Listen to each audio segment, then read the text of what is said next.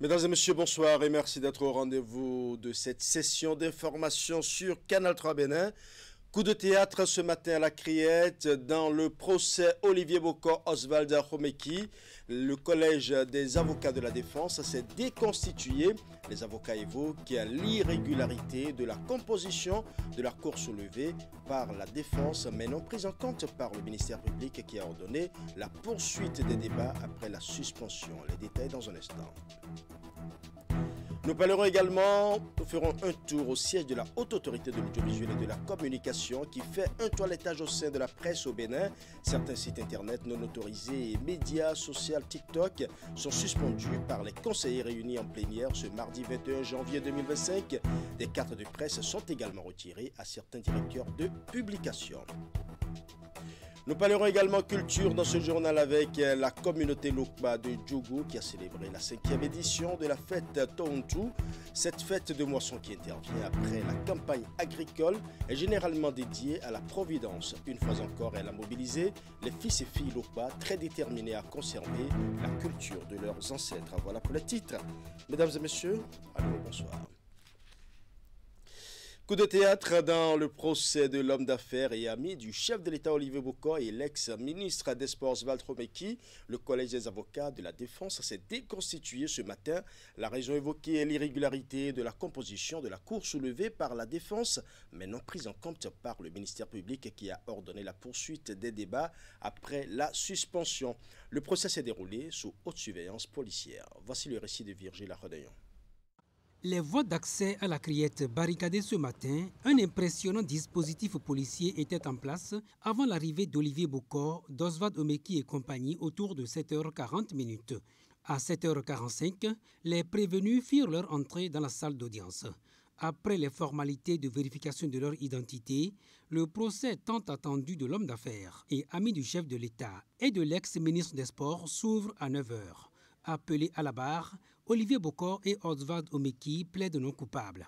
Les trois autres personnes citées dans le dossier ont elles aussi nié les faits mis à leur charge.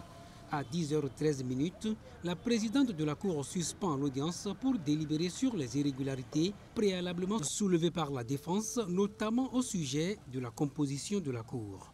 La loi impose qu'en matière criminelle, la juridiction se compose de 5 magistrats. Nous avions fait observer, ça a dû certainement échapper aux magistrats de la Criette, que la composition n'est pas régulière. Alors, lorsque la composition n'est pas régulière, il est de l'humilité scientifique de le constater, de ne pas nier l'évidence et de régulariser. Rien ne presse dans ce dossier. La composition de la Cour, devant connaître de ce genre de procès, viole selon la défense les dispositions de l'article 254 du Code de procédure pénale.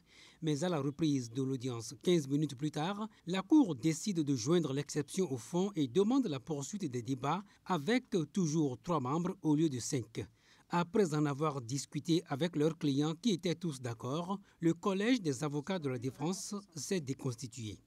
Nous ne pouvons pas continuer à valiser une procédure qui manifestement ne rassure pas, qui se déroule en violation des règles les plus élémentaires. Donc, il faut aller partir. Face au retrait du collège des avocats de la défense, la Cour renvoie le dossier au mercredi pour la poursuite des débats. Dans ces conditions, le Code de procédure pénale permet aux prévenus de choisir d'autres avocats comme avocat commis d'office, rappelle le procureur spécial de la Criette.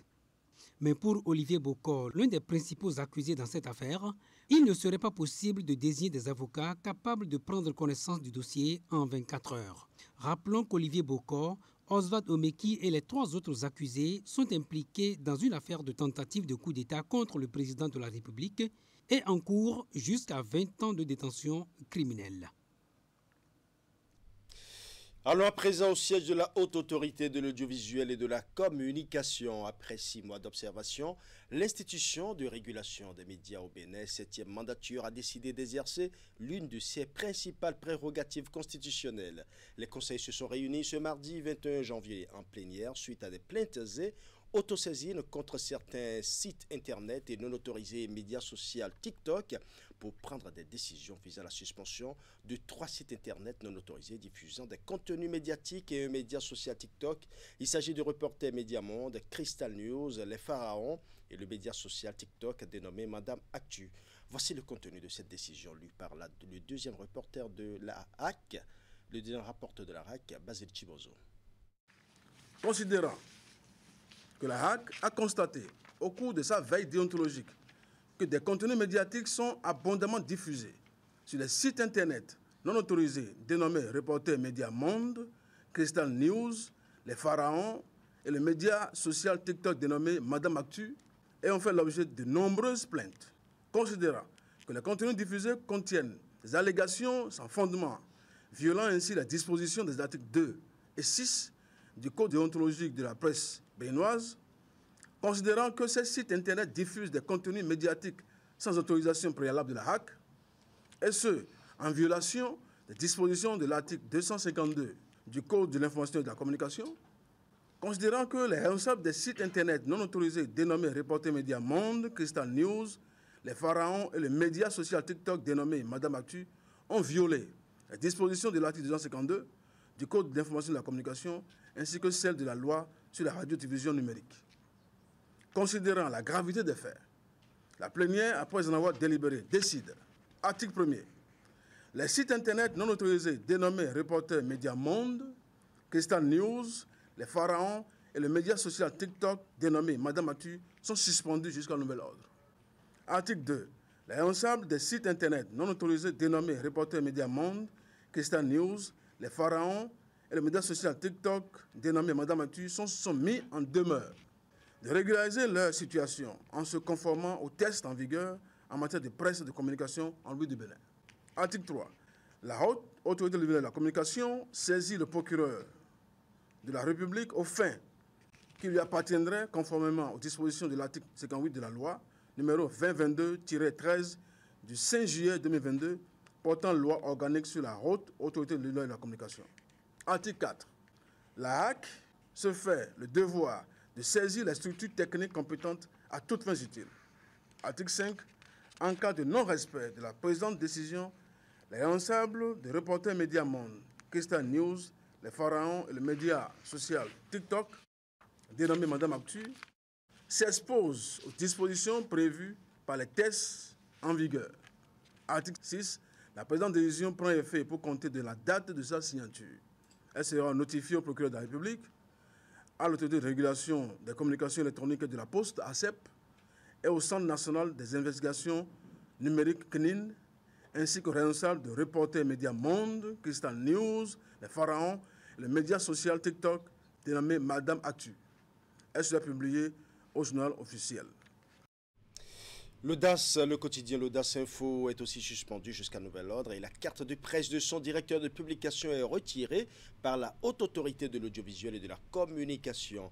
Il est reproché à l'organe de presse ainsi qu'à son directeur la publication d'informations mensongères discréditant des personnes visées et portant atteinte à leur honneur. La décision de la HAC est lue par le premier rapporteur Rokiatou Biofay.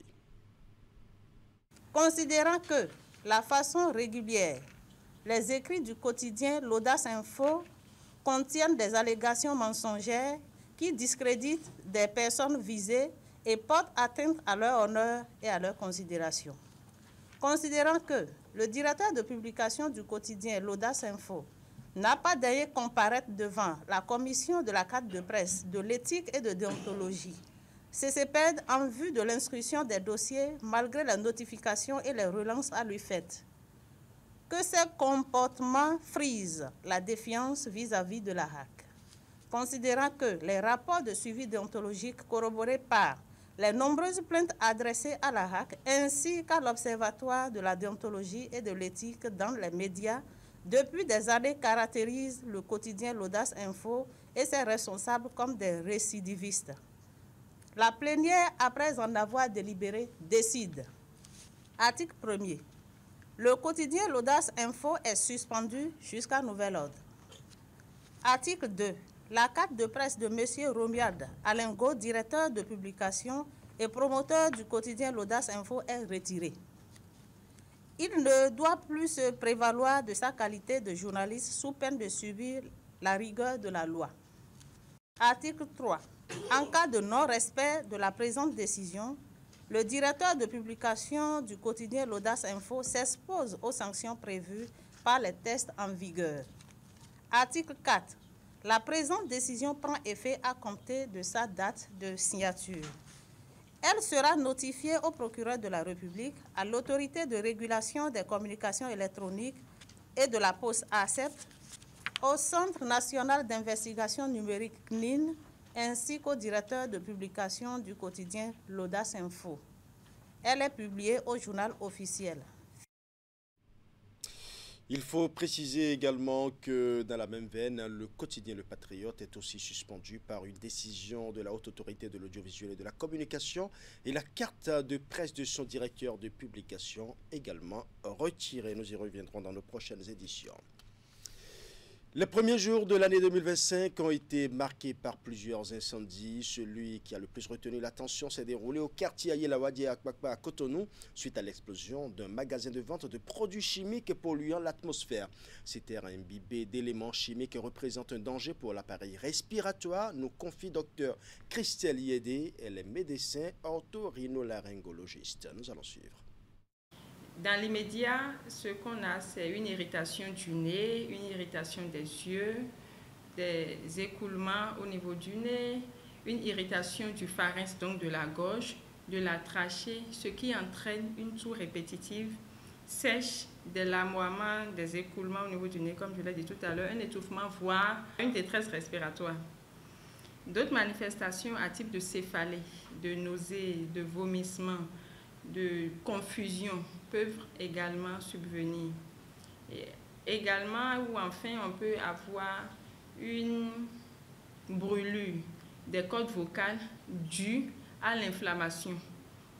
Et de ce fait, le sujet peut avoir des difficultés respiratoires avec une voix éteinte. Globalement, sur le court terme, donc à l'immédiat, c'est ce qu'on a comme symptomatologie. À moyen terme, la symptomatologie peut s'aggraver. Elle peut s'aggraver, la toux peut être persistante avec des détresses respiratoires, un sifflement pouvant mimer une crise d'asthme. Au-delà de la crise d'asthme, nous avions également une pathologie qu'on appelle une bronchopneumopathie obstructive. C'est tout simplement un rétrécissement du calibre des bronches et des bronchioles, ce qui entraîne une diminution de l'air qui entre dans les poumons. Et autre complication qu'on a ou qu'on peut avoir, c'est malheureusement le cancer, la cancérisation des tissus. C'est d'ailleurs la complication la plus redoutée. C'est la cancérisation de chacun des organes que j'ai cités plus haut. Donc il peut s'agir du cancer du complexe nez-sinus, il peut s'agir également du cancer du pharynx, du larynx ou du cancer des poumons. Et toujours dans la même lancée, la fumée, quelle que soit sa composition, n'est pas un bon compagnon pour l'arbre respiratoire. C'est ce que nous confirme Dr Christelle Yédé, la spécialiste de la respiration de ces organes, nous donne ici quelques précautions à prendre lorsqu'on est exposé à la fumée, peu importe les circonstances. Nous allons suivre. C'est une vue de l'esprit. Cette affaire de l'épique à prendre lorsqu'on est exposé, ça ne sert quasiment à rien.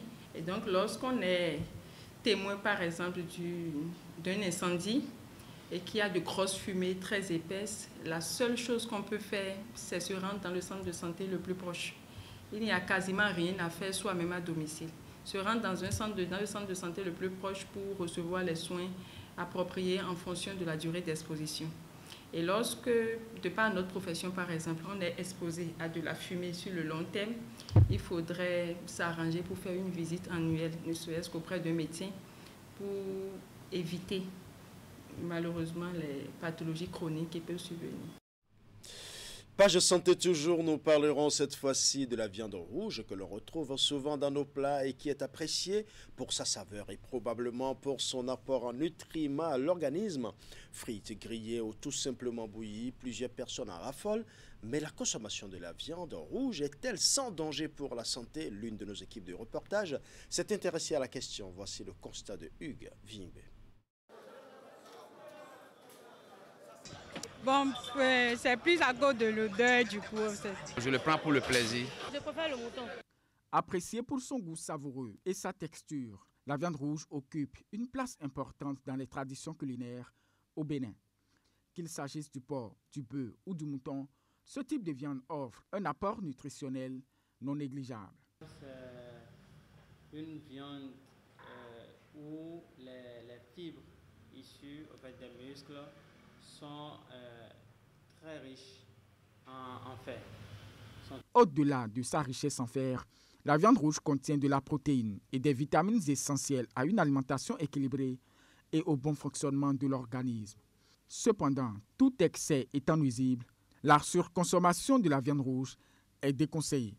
Ça peut entraîner des mauvaises parties, plutôt peut entraîner une élévation de votre cholestérol. Cela peut augmenter vos risques de maladies cardiovasculaires. Cela peut également entraîner une obésité. Si elle n'est pas bien entretenue, elle est faisandée, elle peut comporter de bactéries qui peuvent infecter l'intestin avec des vers.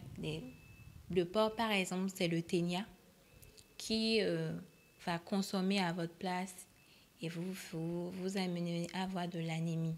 Des études dont les résultats sont publiés sur Internet révèlent l'existence de liens entre la consommation excessive de la viande rouge et des pathologies telles notamment que le diabète de type 2, le cancer du pancréas et celui de la prostate. Il faut faire une consommation modérée. Il ne faut pas prendre plus de 500 grammes de viande rouge par semaine. Donc il faut faire attention également quand vous avez déjà des problèmes d'insuffisance rénale, quand vous avez des problèmes de lithiase, de calculs rénaux. Faites attention à votre consommation en protéines en général, mais également votre consommation en viande rouge. Si vous voulez consommer la viande rouge, faites-le au feu et tout. Au feu et tout. Ça vous permet d'avoir rapidement moins de réactions dans la transformation.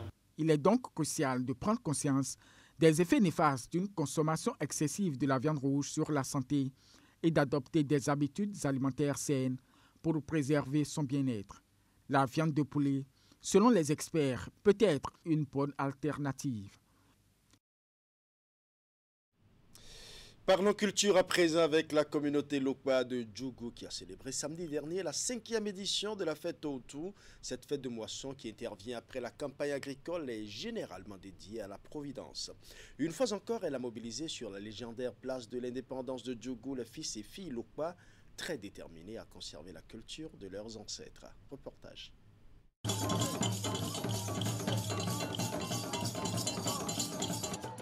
Toute notre gratitude à N.A. de Yaoubou. C'est par un tableau artistique riche et varié que la communauté Lokpa de Djougou a démarré la célébration de Tohuntu 2025. Il s'agit de la fête annuelle de moisson pour rendre un hommage mérité à la Providence qui a permis à ce vaillant peuple d'agriculteurs d'obtenir de bonnes récoltes après la campagne agricole. La section communale de la communauté nationale des langues Lokpa a décidé d'organiser annuellement cette fête de retrouvailles, cette fête de bilan de la campagne agricole qui, jadis, a permis à notre communauté Lokpa, notamment à nos parents, de récompenser la jeunesse. C'est pourquoi vous avez vu des tableaux de jeunes qui jubilent. Lokpa, c'est une communauté, on doit être fier de cette communauté. Toutes les valeurs que Dieu a créées se retrouvent dans cette communauté-là. Lokpa, c'est ce qu'on appelle labeur au travail. Lokpa, c'est ce qu'on appelle dignité. Lokpa, c'est ce qu'on appelle honnêteté. Rendez-vous culturel et identitaire. Cette fête qui vient davantage consolider les liens de fraternité et de solidarité entre les filles et fils Lokpa est parrainée par Alexis Darbou. C'est un devoir filial naturel j'ai été sollicité et je me suis mis à la disposition de ma communauté. Vous savez, le peuple Lokpa, c'est un peuple très riche culturellement, mais qui avait besoin de certaines bonnes volontés pour mettre en évidence la culture Lokpa. Donc en toute modestie, c'est ma contribution. Après les manifestations folkloriques, cap sur le site qui abrite la démonstration de l'art culinaire. Ici, invités de marque et anonymes vont déguster les différents mets locaux préparés pour la circonstance. Voilà, ce sera tout pour ce journal. Merci pour votre aimable attention. Bonne soirée à chacun et à tous. Portez-vous bien.